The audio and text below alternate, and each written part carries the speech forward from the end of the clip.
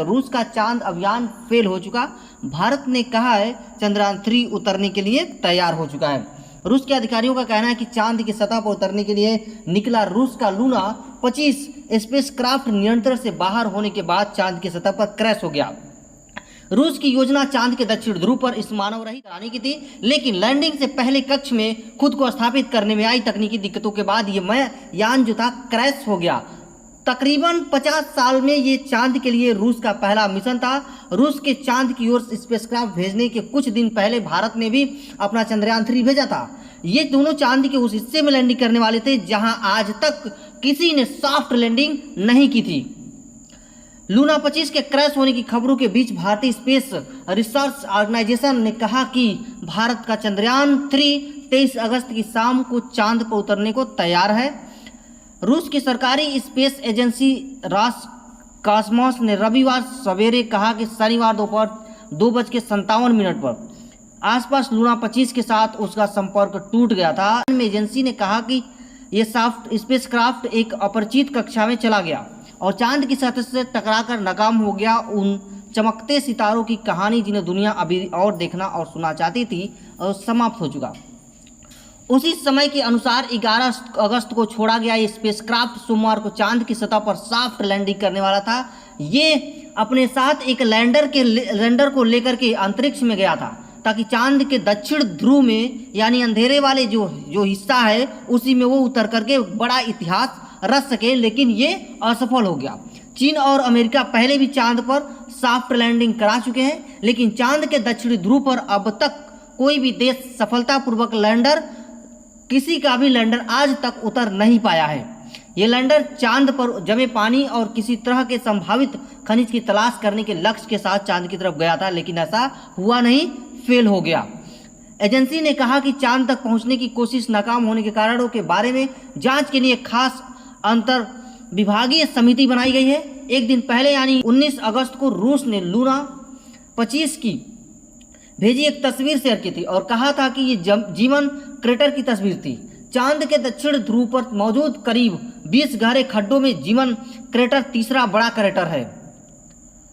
ये करीब 190 किलोमीटर चौड़ा है और 8 किलोमीटर गहरा है। माना जाता है कि बेहद तेज गति से किसी अधिक घनत्व वाली चीज के टकराने से यह गड्ढा बना हो सकता है। 11 अप्रैल 2019 को इजराइल का बेयरसीट लैंडर चांद पर उतरने की कोशिश कर रहा था।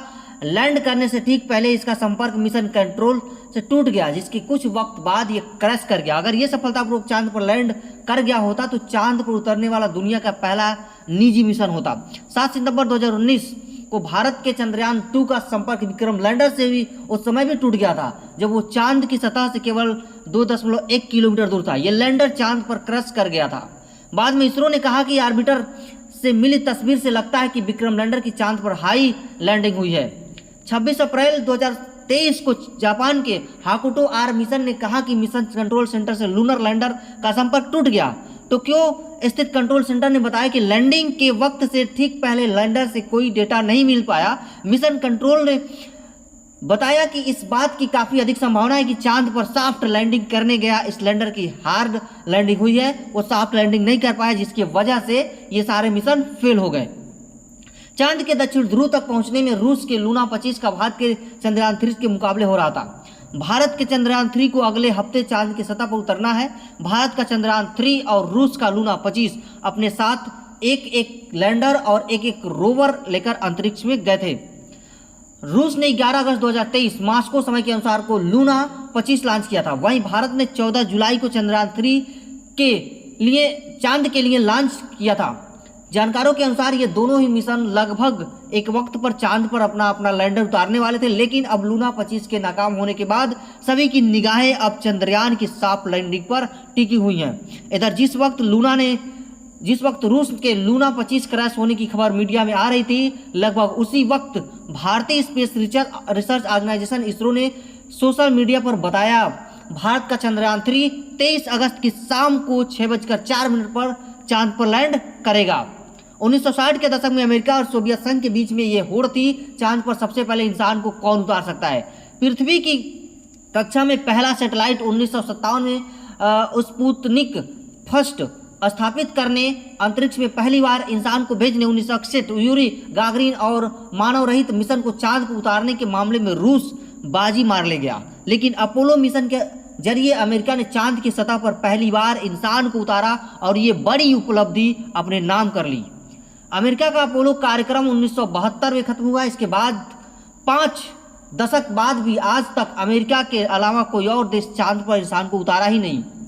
हाल के सालों में भारत और रूस के अलावा अमेरिका, चीन, इजराइल, जापान के अलावा निजी कंपनियां भी चांद के लिए मानव रहित इंसान को लेकर के जाने वाले कार्यक्रम की योजना बना रही हैं। अब तक चांद के लिए जो भी मिशन भेजे गए हैं चांद के उत्तर में या फिर मध्य में लैंड करने के लिए भेजे गए हैं। दक्षिण में आज तक किसी देश ने लैंड करा ही नहीं पाया। यहाँ पर लैंडिंग के लिए जगह समतल है और सूरज की सही रोशनी भी आती है। लेकिन दक्षिण ध्रुव चांद का वो इलाका है जहाँ रोशनी नहीं पहुँचती है। साथ ही इस जगह पर चांद की सतह पथरीली, उबड़ खाबड़ और गड्ढों से भरी हुई है। यूनिवर्सिटी ऑफ कोलोराडो बोल्डर में एस्ट्रोफिजिक्स और प्लेनेटरी साइंस के प्रोफेसर जैक बर्न्स के अनुसार यहाँ पहुँचने वाली सूरज की किरणें टेढ़ी होती हैं। चांद का अधिकतर हिस्सा अपेक्षाकृत समतल, लेकिन दक्षिणी हिस्से में सूरज की रोशनी के कारण गड्ढों की परछाई बहुत लंबी होती है। इस कारण यहाँ गड्ढों और उबड़ खाबड़ जमीन की पहचान कर पाना बेहद मुश्किल होता है। चांद के जटिल ध्रुव से जुड़ी कम ही तस्वीरें उपलब्ध हो पाती हैं, जिस कारण वैज्ञानिक अब तक इस इलाके का विस्तार से अध्ययन नहीं कर पाए हैं। यहाँ सिग्नल भी कमजोर होता है, लेकिन देखा जाए तो चांद पर वायुमंडल जैसा कुछ भी नहीं है, जिससे उतरने वाले यान की गति कम करने के लिए उचित घर्षण बल मिल ही नहीं पाता। चंद्रयान 3 अपने साथ एक लैंडर और एक रोवर लेकर गया है। लैंडर चांद की सतह पर रोवर को उतारेगा। पृथ्वी की तुलना में चांद पर गुरुत्वाकर्षण 16.6% है। धरती की सतह चांद पर सैटेलाइट सिग्नल का नेटवर्क नहीं है। ऐसे में बेहद सामान्य सिग्नल के आधार पर चांद पर यान को उतारा जाता है। यही कारण है कि चंद्रयान 3 के लैंडर को उतारने के लिए इसरो चंद्रयान 2 ऑर्बिटर का इस्तेमाल कर रहा है। 1976 में कम्युनिकेशन नेता लियोनिड बिजनेस के नेतृत्व में रूस ने लूना 24 चांद के लिए रवाना किया था। उसके बाद रूस ने इस मिशन पर अपनी अत्यधिक ध्यान नहीं दिया। लूना 24 मिशन ने चांद पर लैंडिंग की थी। इसके 47 साल बाद लूना 25 के रूस के चांद मिशन को फिर से पटरी पर लाने की कोशिश की थी, लेकिन लूना 25 के चांद की सतह से टकराने के बाद उसकी अब कोशिश नाकाम हो गई। पूरी तरह से ये लूना क्रैश हो गया, फेल हो गया। यानी हमारा विक्रम लैंडर को पीछे छोड़ने की होड़ में लगा कि उससे पहले हम पहुंचेंगे, इस चक्कर में वो नष्ट हो गया। आपको 3 इडियट मूवी याद होगी। 3 इडियट में एक डायलॉग था कि अगर दोस्त फर्स्ट डिवीजन पास होता है तो बहुत दुख होता है और फेल होता है तो थोड़ा कम दुख होता है, लेकिन अगर फर्स्ट डिवीजन पास है तो उससे अधिक दुख होता है। यही कहानी यहाँ पर सेम घटित होने वाली थी, लेकिन ऐसा कुछ हुआ नहीं। रूस का ये चंद्रयान मिशन लूना 25 फेल हो गया। ठीक है, तो बने रहिए ऐसे ही खबरों के साथ हमारे साथ और ऐसे ही अपडेट के साथ। मिलते हैं अगले वीडियो में।